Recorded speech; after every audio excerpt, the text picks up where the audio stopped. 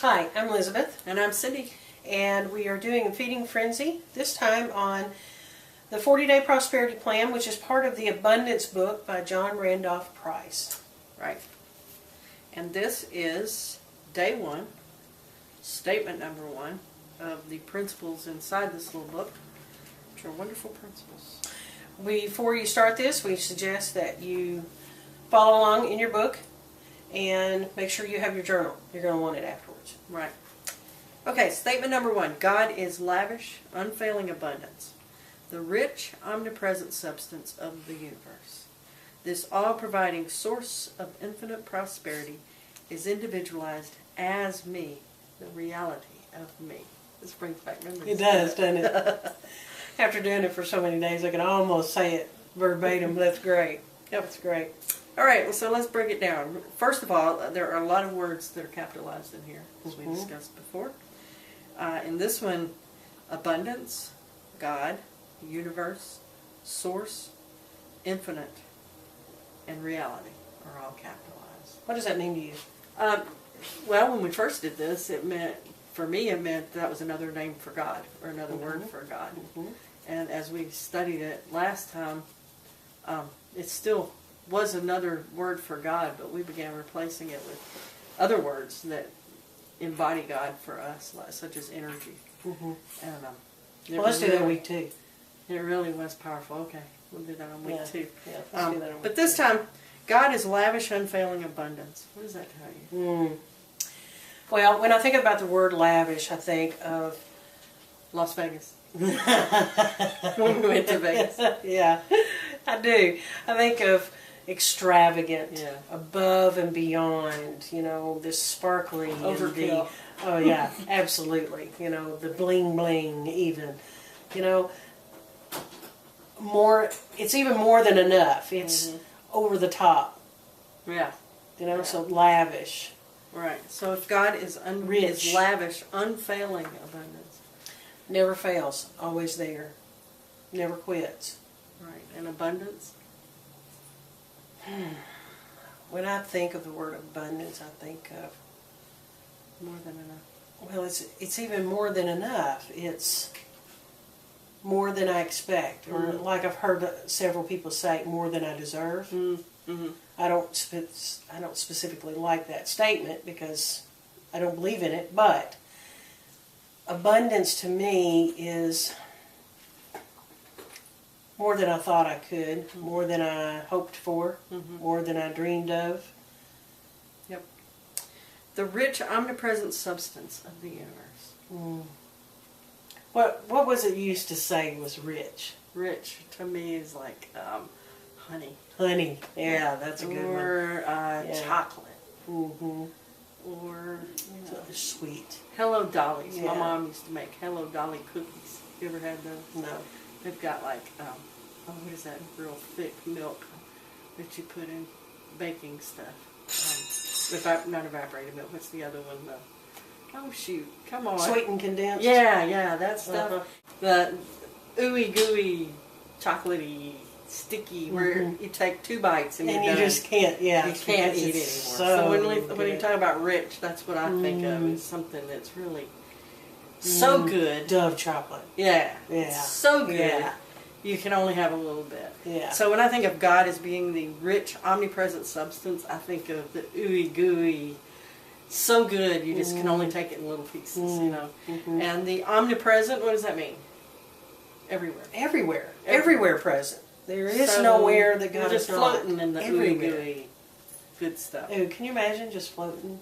Or being surrounded by honey? The same substances. How warm and sticky. Right. So that's God, the rich gooey stuff. Just over and above. This all-providing source of infinite prosperity is individualized as me. What does that mean to you? Well, it just says that I am an aspect of God. I am an individualized part of the one, of the whole. So this substance takes on form as me. So I think of the waves in the ocean. Mm-hmm. Still the ocean, Mm-hmm. but each wave is an individual part of the ocean. Mm-hmm. And so we are all individual parts of the source, of God as the source. Mm-hmm.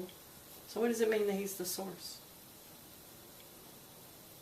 What does source mean? Where everything originates. Okay. The start. Yeah, the start of it. It's all providing source. All providing. What does that mean? You get everything from there. Everything. Of infinite prosperity. Can you Infinite. think about that? I mean, can you even grasp infinite prosperity? No, because it has no beginning and no ending.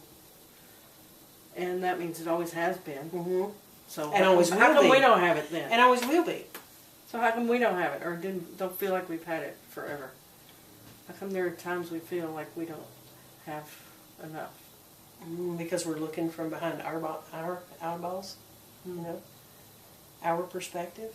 We're We getting place away. screens in between us and that substance, that all-providing source. Okay, Masks. so it's my fault. It's all your fault. We all knew it was all your fault. Right? This all-providing source of infinite prosperity is individualized as me. The reality, capital R reality. What does that mean to you, the capital R reality? Why did he capitalize that? Because to me the big R reality is the inner world, and the little r reality is the outer world. In other words, the real me Mm-hmm.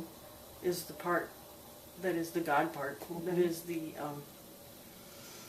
source part, the individualized expression of God is the big R reality. That's the truth. Mm-hmm. And to me, the capital words are the truth, you know, the real essence of the word. And the little r reality is the things I see in here in the bank account that looks like it's not nearly enough, and the mundane little things that happen to me every day, that coincidence and circumstance that I want to blame everything on. And so that's the difference for me. The reality of me is the real me that can only be good and is perfect in every way, and you know, never messes up. So if that is the reality, why don't we feel that? Yeah.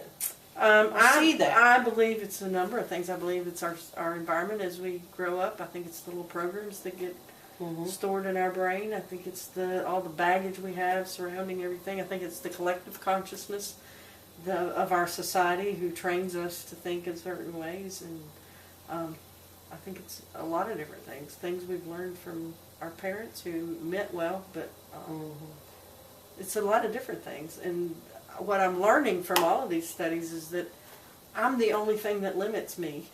And I'm the only thing that holds this stuff away. And if I could get rid of all of that stuff, the real me, the perfect me on the inside, wouldn't need anything. Wouldn't want anything. Doesn't need it. It's already there. I have to get rid of all the baggage and the gunk and the false beliefs and the yick for it to reach me.